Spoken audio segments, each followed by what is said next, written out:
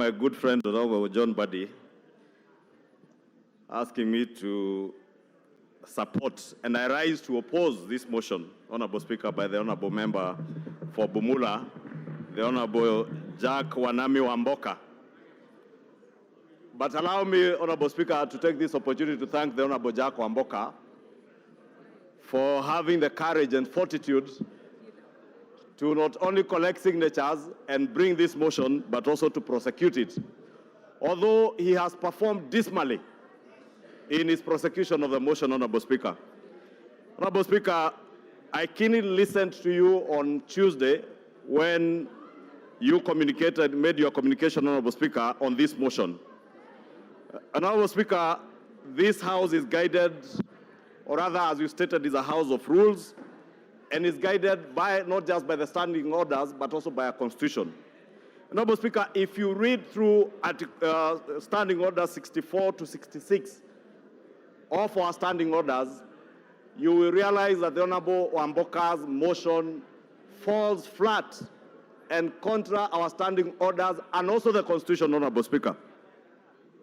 Honorable Speaker, it is also true that matters to do with removal of office of public officers, as you stated in your communication, Honorable Speaker, are largely guided also by precedents and borrows heavily from court rulings and the thresholds set in. Honorable Speaker, the famous Wambora cases on the removal of former governor for Embu County speaks volumes. Honorable Speaker, in that case, the Wambora case, one of the things that was made clear is that there must be a very clear nexus between the person being removed from office and the alleged grounds on which that removal is sought. Therefore, the question we ought to ask ourselves, Honorable Speaker, has the mover of this motion, Honorable Jack Wamboka, created or shown us that nexus between the person being removed from office as cabinet secretary and the alleged grounds of removal? And the straight answer, Honorable Speaker, is none. There is completely no nexus between the allegations that the Honorable Jack Wamboka presented in his moving of this motion, Honorable Speaker. And indeed, Honorable Speaker, if you listen to Honorable Jack Wamboka, Honorable Speaker, if you can protect me from the members who are consulting very loudly. Honorable Speaker, I was asking if you can protect me from the loud consultations. Order, especially here. Order, honorable members. Members on their feet. Your standing orders say only the members speaking should be on their feet. If you are in transit, then transit to where you're going. Go on. Thank you, Honorable Speaker. Honorable Speaker, I was stating that the Honorable Jack Wamboka has completely failed to show us the nexus between the allegations that he was speaking about and the person he seeks to remove from office. Indeed, in his own submission, Honorable Speaker, he has alluded to issues touching on procurement and distribution of fertilizer by the National Cereals and Produce Board. Honorable Speaker, the Honorable Jack Wamboka is not an ordinary member of Parliament.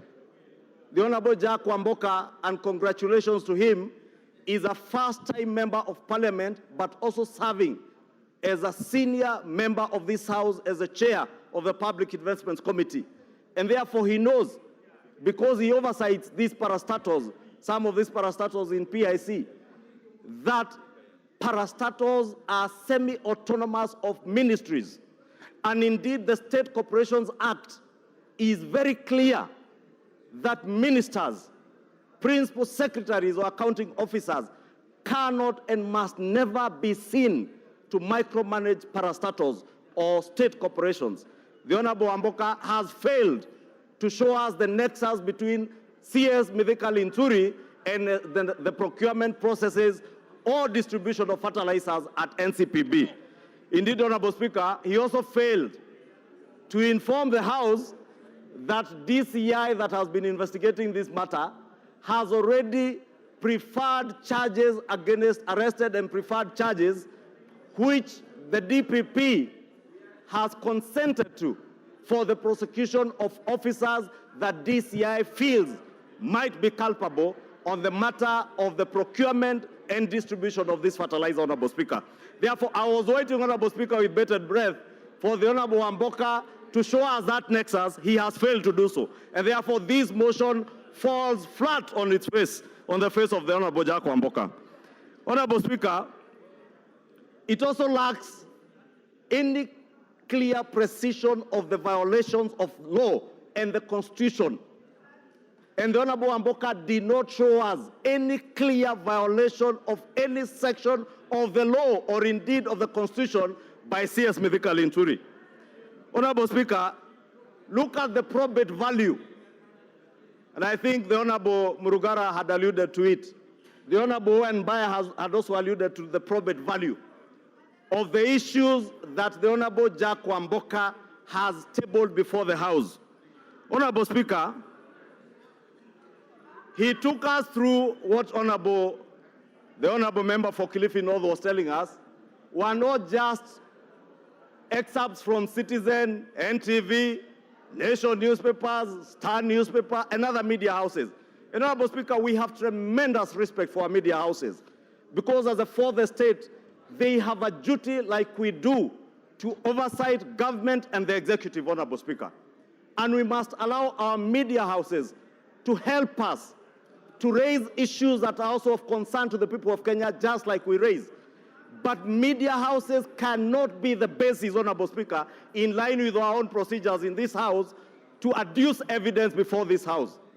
And Honorable Speaker, I dare ask, if we were to prosecute, if we were to impeach CS Mithika Linturi on the basis of newspaper articles, Honorable Speaker, allow me the indulgence, Honorable Speaker, to read a newspaper article that was featured by the Sunday Nation on April 14, 2024. And this article, Honorable Speaker, said that House team boss on extortion spree. And I'm reading this article, Honorable Speaker, so that we may ask ourselves, if I am that House boss being reported here on an extortion spree, would it be fair for us to impeach myself if that House boss is the Honorable Wamboka, the mover of this motion? How fair would it be for me to move the House to impeach the Honorable Wamboka on the basis of a newspaper article from a gossip column like this one, Honorable Speaker?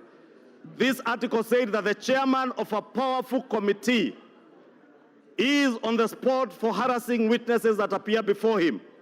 Talk of town has landed the chairman calls cabinet secretaries scheduled to appear before his committee and demands huge amounts of money in order to be looked at favorably when they appear. The CSAs were heard complaining that the MP is demanding and asks for money using threats at least 1 week before they appear in his committee. Those who fail to play ball by parting with cash demand are harassed during their appearance and negative reports are given on their manifesto. Honorable Speaker, Order. Honorable Speaker, Member for Busia, you are total out of order to stand up and raise your hands.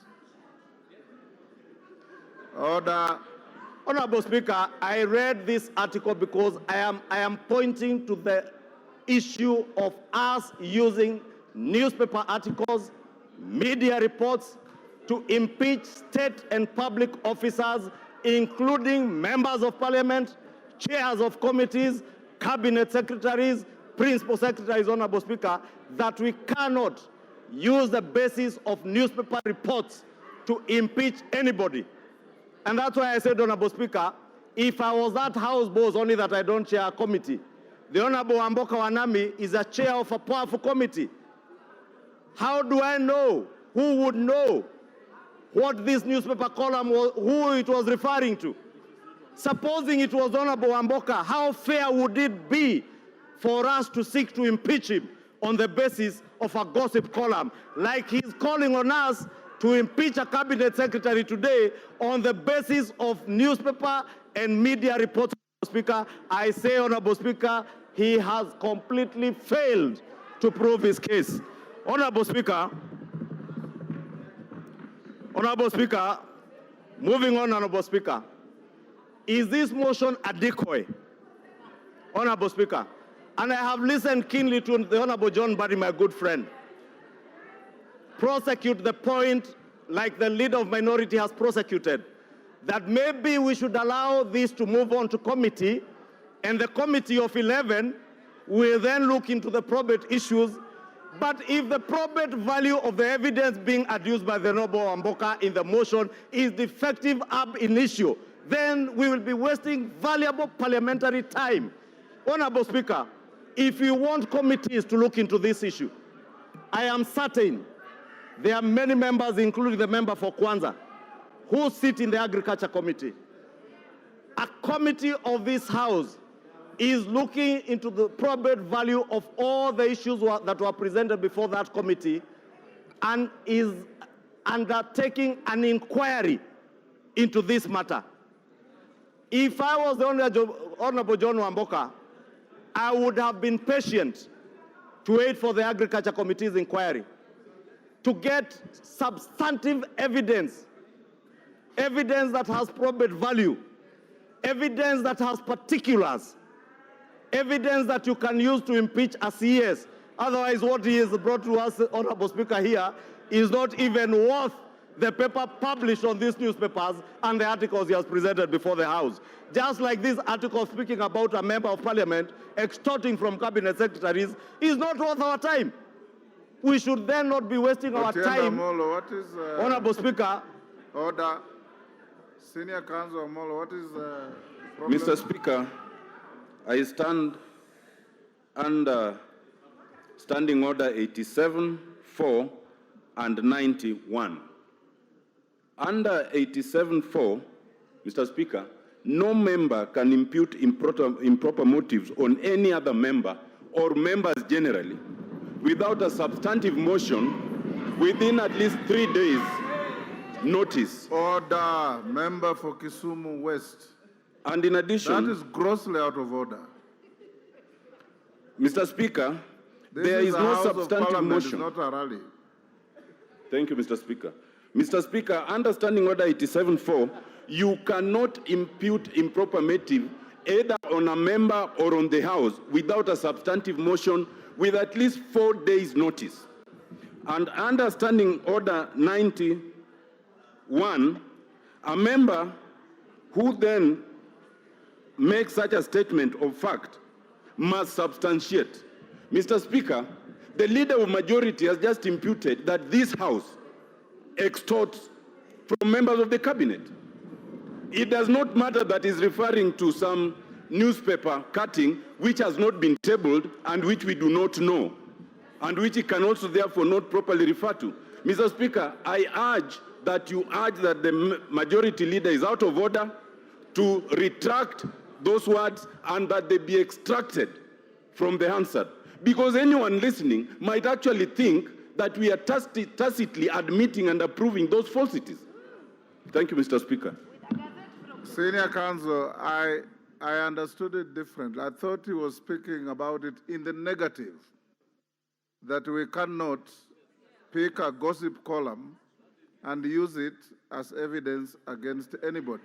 So as a matter of fact, order, as a matter of fact, the way I understood is that he's saying a gossip column cannot be a statement of fact, and that no member has extorted anybody unless there is evidence. So you are saying the same thing as far as I understand. Order, carry on, Majority Leader. Order. Thank you, Honorable Speaker. And indeed, Honorable Speaker, you have captured it very well. And the point I was making, Honorable Speaker, for the benefit of the Honorable Tiende Amolo, in fact, I used my own example, and probably that of the Honorable John Wamboka, Honorable Jack Wamboka. That, Honorable Speaker, the same way the Honorable Jack Wamboka has presented newspaper articles, media reports, is the same way anybody cannot present such gossip columns as this, Honorable Speaker. And therefore, that's what I was arguing, Honorable Speaker, that there lacks particulars, There is no precision on the gross violation of the Constitution. Jack Wamboka has completely failed to show us that, Honorable Speaker. Honorable Speaker, I was on the point of whether this particular motion is a decoy to derail the substantive inquiry that is before this House by a committee of this House, Honorable Speaker. And I want, Honorable Speaker, to humbly submit that I find this motion as a decoy, as such decoy, to make sure that we hide those who are ultimately culpable by derailing the Committee for Agriculture from doing its work.